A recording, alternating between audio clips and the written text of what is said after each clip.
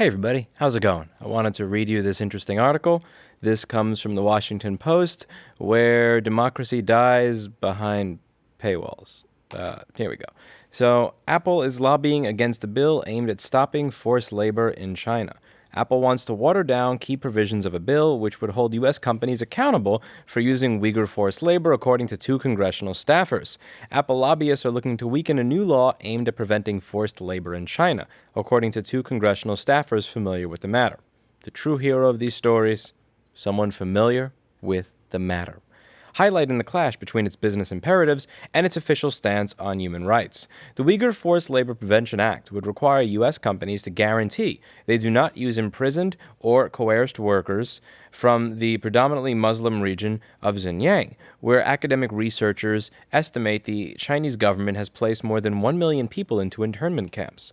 Apple is heavily dependent on Chinese manufacturing, and human rights reports have identified instances in which alleged forced Uyghur labor has been used in Apple's supply chain. The staffers who spoke on the condition of anonymity, because the talks with the company took place in private meetings, said Apple was one of the many U.S. companies that opposed the bill as it's written. They declined to disclose details on the specific provisions Apple is trying to knock down or change because they feared providing that knowledge would identify them to Apple. But they both characterized Apple's effort as an attempt to water down the bill. What Apple would like is if we would all just sit and talk and not have any real consequences, says Kathy Feingold, director of the International Department for the AFL-CIO, which has supported the bill. They're shocked because it's the first time where there'd be some actual effective enforceability. An Apple spokesperson, Josh Rosenstock, said that the company is dedicated to ensuring that everyone in our supply chain is treated with dignity and respect. We abhor forced labor and support the goals of the Uyghur Forced Labor Prevention Act. We share the committee's goal of eradicating forced labor and strengthening U.S. law, and will continue working with them to achieve that. He said the company earlier this year conducted a detailed investigation with our suppliers in China and found no evidence of forced labor on Apple production lines, and that we are continuing to monitor this closely. Apple's lobbying firm, Fierce Government Relations, disclosed that it was lobbying on the bill on behalf of Apple in a disclosure form that was first reported by The Information. However, the form did not say whether Apple was for or against the bill, or whether it wanted to modify it in any way. Lobbying disclosure forms do not require that information. Fierce referred the Washington Post to Apple's public relations team. Apple CEO Tim Cook has said publicly that Apple does not tolerate forced labor in its supply chain. Forced labor is abhorrent, Cook said in a congressional hearing in July. We would not tolerate it in Apple, he said, adding that Apple would terminate a supplier relationship it was found. The new bill would make it more difficult for U.S. companies to ignore abuses taking place in China and give U.S. authorities more power to enforce the law. One provision in the bill requires public companies to certify to the Securities and Exchange Commission that their products are not made using forced labor from Xinjiang. If companies are found to have used forced labor from the region, they could be prosecuted for securities violations. While U.S. law already prevents companies from importing goods that were made using forced labor, the law is seldom enforced, and it's difficult to prove that U.S. companies know about the use of forced labor. The Uyghur Forced Labor Prevention Act passed 406-3 in the House in September. People involved in the legislation said the apparel industry was caught off guard by how quickly it passed without much lobbying. Now that the bill, sponsored by Representative Jim McGovern and Senator Marco Rubio, is in front of the U.S. Senate, corporations have made more of a concerted effort to shape it, in part to blunt some of its sharper provisions, according to the two congressional staffers. Some people have lobbied to have their names removed from the bill, these people say, because it calls out specific brands like Patagonia, Coca-Cola, and Costco for allegedly using forced labor from the region. It does not name Apple. Patagonia, Coca-Cola, and Costco didn't respond to requests for comment. The bill is focused primarily on textiles and other low-tech industries. For instance, Xinjiang sugar has made its way into Coca-Cola, and the tomatoes have been used in Heinz ketchup, according to Human Rights reports. Michael Mullins, senior vice president for Kraft Heinz, said in a written statement that the company's suppliers are audited by a third party, and that the audits have not identified any issues. He said if issues related to inappropriate labor practices are discovered, we would take immediate action. Mullins declined to name the auditing firm. Most firms have stopped auditing in Xinjiang because of limitations placed by the Chinese government. Complying with the new bill could be costly to companies, especially in the textile industry, where cotton gets woven into garments around the world, making it difficult and expensive to trace. The Xinjiang region is known as a center for cotton production, and the apparel industry has earned most of the scrutiny for using textiles produced by the allegedly forced labor in the region. The SEC portion of the bill echoes a provision in the Dodd-Frank Act that requires companies to notify the government if their products contain conflict minerals from the Congo. The provision of the Dodd-Frank Act has created headaches for companies that import gold.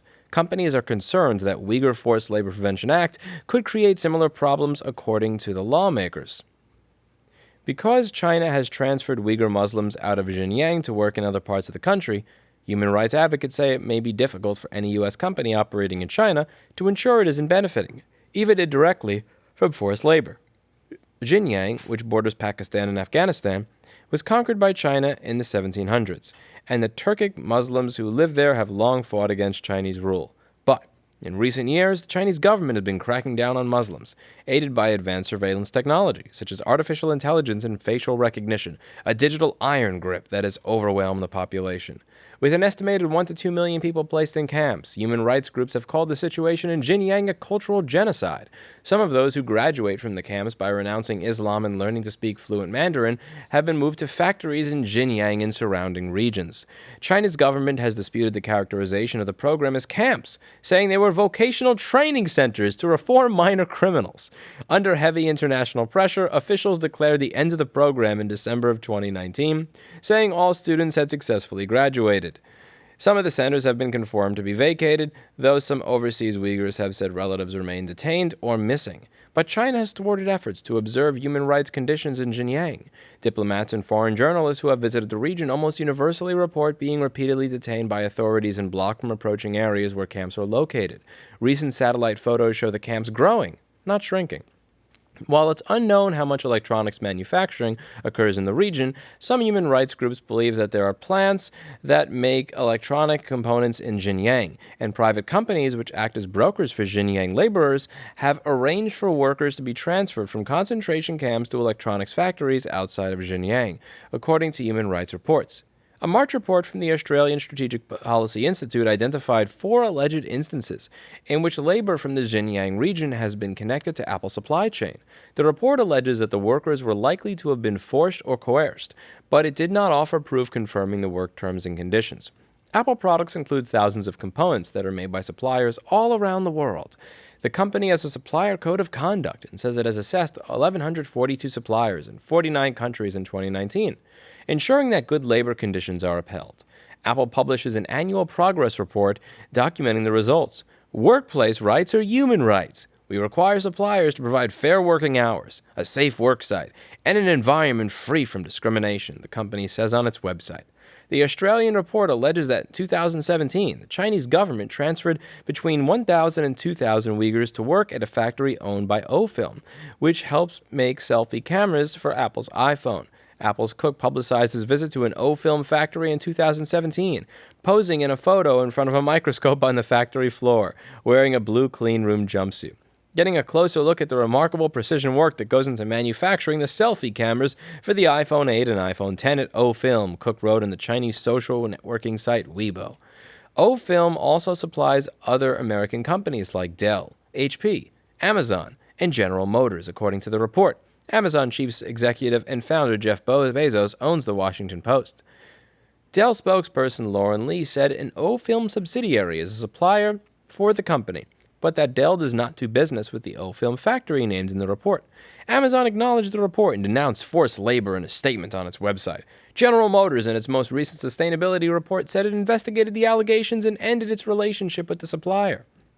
A Chinese newspaper article from May 2017 covered the transfer of Uyghur labor to the O-Film factory. The article put a positive spin on the story, referring to the alleged forced laborers as urban and rural surplus laborers who had gone out of their homes to work in the mainland to make money and create a happy life with their hard-working hands. The Australian report, citing a local government document from September 2019, alleges that 560 Xinjiang laborers were transferred to the Henan province and that some of those workers ended up in Foxconn's Zhengzhou factory, otherwise known as iPhone City, where half of Apple's flagship products are assembled. The report also cites a 2018 speech by a Chinese government official announcing the transfer of workers from Xinjiang to the Hubei Yihong factory, which the report alleges is the parent company of an Apple supplier. According to the report, the factory's website says it supplied Goretech, which makes Apple's AirPods. In the speech, the official referred to the labor transfers as Green Channel and ordered workers to be grateful to the Chinese Communist Party. Xinjiang migrant workers must regard the factory as their home and strive to be outstanding employees, the official said. The factory also allegedly supplies other American electronics makers like Facebook's Oculus, Microsoft, and Google, according to the report. Goretech didn't respond to a request for comment. Frank Shaw, Microsoft's vice president of corporate communications, said the company determined that O-Film and Hubei Yinghong are not suppliers for our devices, nor for our cloud hardware business. He added that Microsoft investigated alleged labor violations at Foxconn but found no wrongdoing. We do not tolerate forced labor in our supply chain, he said. The Australian report also cites a 2018 article from Xinjiang Economic News, which reported that 544 Uyghur students were transferred to a subsidiary of Hybrid Advanced Material, a maker of LCD and OLED components. The report alleges that Hybrid is a supplier of BOE Technology Group, a maker of OLED screens for Apple, according to Apple supplier list. BOE didn't respond to a request for comment. In August, the Tech Transparency Project uncovered shipping records showing Apple was importing cotton T-shirts from a company in Xinjiang that Congress imposed sanctions on for its alleged use of forced labor. Apple at the time said it does not currently import shirts from the region. Apple has been implicated in several alleged labor abuses over the years. I'm not entirely surprised that Apple would be trying to water down legislation that concerns the protection of human rights in China, said Maya Wang, a China researcher at Human Rights Watch. Nevertheless, she called Apple's lobbying effort unconscionable. So, there's a few things that I get out of this. The first, admittedly, I shouldn't be laughing, but again, I laugh because if I did not laugh, I would cry. Saying that they were vocational training centers to reform minor criminals. Yeah, no, I'm not buying that. And then the just trying to there's not coercion. They're just trying to make some money. They moved here, and no, I don't buy much of this, and I'm not sure what you all think of it, but also it seems like there's a chance that more and more stuff that we own is created in places where the people who are creating it are literally slave laborers. They're not people who have gone out of their homes to work in the mainland to make some money and create a happy life with their hardworking hands. Rather, they are hoping that if they work with their hardworking hands, that their hands are not going to be bashed, and that's why, and that will keep them happy, kind of thing. Like there's minor edits that could be made to these sentences here. And after hearing the doublespeak that Apple has used when lobbying against right to repair, I really wouldn't be surprised if they were using disingenuous arguments to argue against a bill that puts one additional barrier in the way between them making billions of dollars off of slave labor. I wouldn't be surprised at all. You have to keep in mind that this is a company that has had major executives like Lisa Jackson, Apple's vice president of policy and social initiatives, say, I don't think you can say repairability equals longevity, and I often say if you're in the repair business, repair seems like the answer.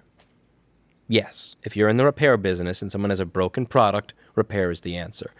I don't buy the arguments that they would be making here. Now, I can't read what Apple's arguments are against the bill, because as is often the case when lobbying against something that a large majority of the American population wants, it's done in private, where you can't see it. Or as people like Charlie Brown will call it, a robust conversation. And they'll really, really push those legislators to stop pushing them in public and allow them to get back to their robust conversations that they have away from prying eyes. But I am genuinely curious to hear what the arguments are against this legislation that makes it a little bit more difficult to use a slave factory in another company. And they're being somewhat reasonable here with the legislation, because the one point that many may make is, well, how are you supposed to prove, if you're a small company, every single aspect of the supply chain? If you're a really small business owner, just flying to China and finding a place to stay, visit the factory, even without the idea that they could hide from you the slave parts of the factory when you initially visit, this is going to cost you a good $5, $10, $20,000. You're going to fly to China. You got to stay there for a while. You have to, maybe have someone there who knows how these factories work, who can consult with you on it, who can visit with you. You do your inspection. This can easily cost you, $10,000 or $20,000. And if you're just a basic person that just sells crap on eBay, that could put you out of business. However, this bill, they're making it clear with the language that they're really focusing on publicly traded firms here. So they're not even saying it's everybody that they're focusing on. They're really just mainly focusing on the Amazons and the Apples of the world and the Microsofts and the Facebooks, where the amount of money required to do inspections and make sure this is not happening is a rounding error. But I'm curious to hear what you guys think. Do you think that Apple has legitimate reason to not want this legislation? Or do you think that this is just like their anti-right to repair lobbying, where they will use all sorts of doublespeak to try and convince you that, nah, like, we're with you, we want to help you, but, not by actually passing something that would help you. We want to help you in another way, by saying feel-good platitudes that everybody can get behind. Let me know what you think in the comments down below. That's it for today, and as always, I hope you learned something. I'll see you all in the next video. And I didn't get BlackBerry in the shot again. God damn it. Sorry, girl.